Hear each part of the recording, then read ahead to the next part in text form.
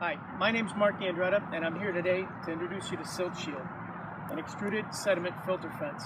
If you use silt fence on a regular basis, this is a product that you need to look at. SiltShield, as I said, is an extruded sediment filter fence. It's more durable, reusable, and lasts longer than regular silt fence.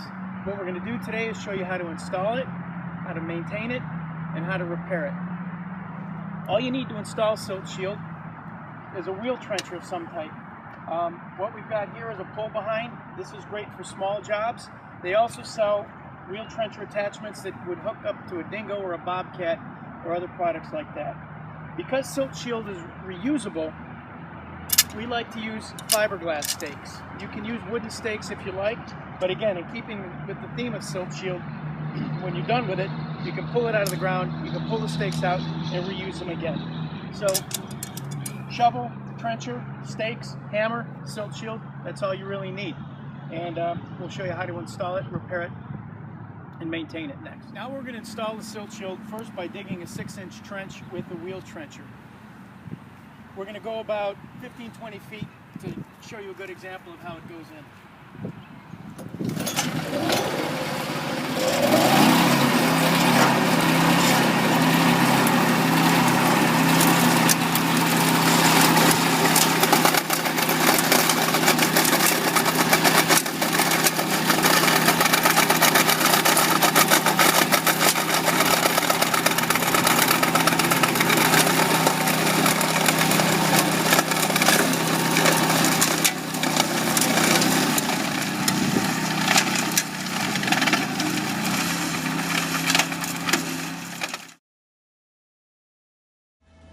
The HDT trencher digs up to 250 deep and 60 to 95 mil wide. It can trench 3 times faster than a conventional chain trencher. And with tungsten carbide cutting teeth, it will cut through the toughest of conditions. So what we've got here is a 6-inch deep trench that's 2 inches wide. The reason that's important is with a narrow width trench like that, it reduces undermining. The other reason it's only 6 inches deep, if you notice on the SiltShield itself, it gets buried to this first row of holes, which is exactly 6 inches. Being self-supporting, that's all we need, is just 6 inches so the SiltShield can stand up on its own. What we'll do now is we'll unreel the SiltShield roll to length, cut it, and install it. When installing SiltShield, it's important to note that the larger holes go on the upstream side. So what you want is the flow to hit the larger holes and the smaller holes facing downstream.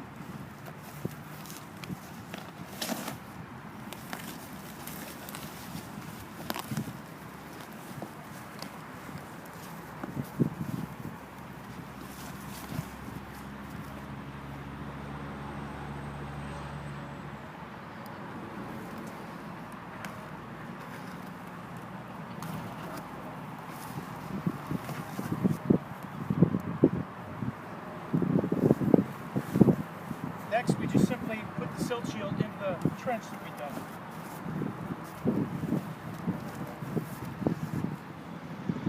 To splice SiltShield, it's pretty straightforward.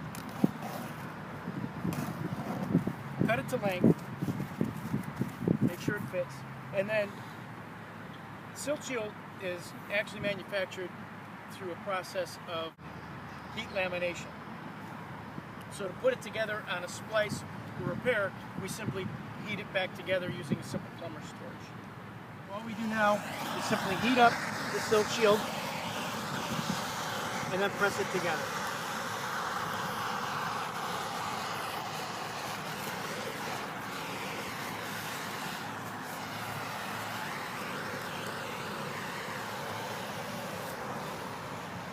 Once heat sealed together, it's as strong as the original product, and you have a watertight seal on here, so it's as good as just any other part of the SiltShield. The next step is to put the stakes in. One of the things to note about SiltShield is it's self-supporting. Once it's backfilled, it'll stand up on its own. The stakes are only used to provide support as the sediment's building up behind it. The spacing of the stakes is dependent on the pitch. So on a very steep pitch, the closest you'll put them together is 5 feet.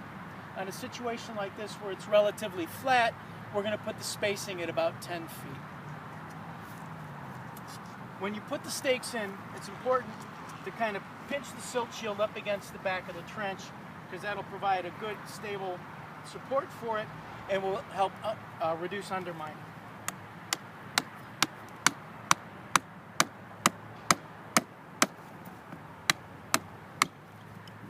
Now I'm putting in the second stake 10 feet over and against the back of the trench.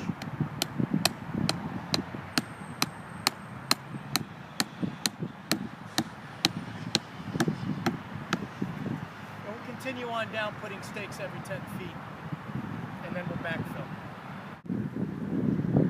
Backfilling's pretty fast and simple. Just take the spoils and fill them into the trench. A couple things that are important to note: that the SiltShield is buried to the first row of holes. The other one is compaction. You want to compact it on the front and on the back. You want to make sure that it's standing vertical when you're done. Compacting is really important so that the product performs properly, just like you would with regular silt fence. If it's not compacted properly, it won't work properly. So it's real important that you do that. Simplest way, because we've got a slot trencher and we've got a little bit of spoils, the trench isn't that deep, it's very simple to just do it with your feet. And again, as I said, front, and if you've got a spot where it's leaning, and back. So that when you're done, the SiltShield should be standing vertical the whole way, and that way you ensure that the product will work properly. Now what we're going to do is a repair. What we've done here is we've simulated damage to SiltShield. So basically what we do is you dig out from in front, just like we've already done that. Cut a spare piece to fit over the repair. Fit it, make sure it fits well. And just like with a splice, use a torch, heat it up, and press it together for a few seconds.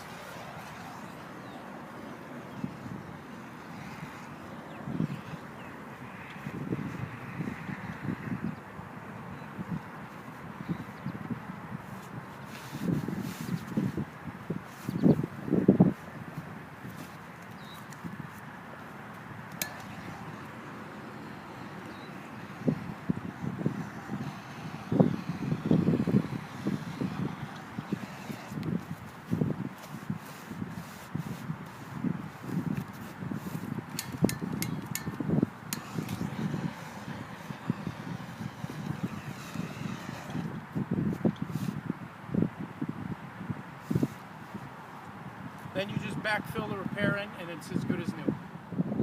Now we're going to go through one of the real advantages of SiltShield removal. It comes out a lot quicker, and when you're done, you don't have as much disturbed soil afterwards, so that you don't have to worry about regrading. First thing you do, remove the stakes.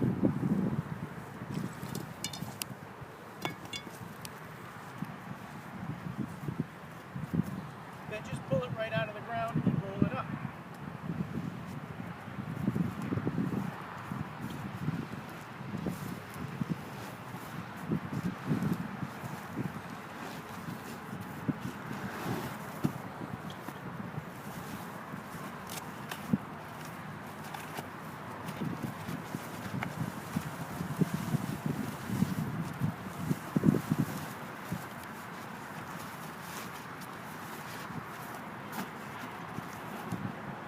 It's really that simple, and now you're ready to reuse it again. That wraps our video on the installation, maintenance, and repair of SiltShield extruded sediment filter fence. Keep in mind the advantages of SiltShield are it goes in faster and easier than regular silt fence does. It's easier to remove, and because it's not attached to the stakes, it can't and won't fall off. It's self-supporting. If you've got any questions about the maintenance, repair, or purchasing of SiltShield, please contact us on our website, www.siltshield.com.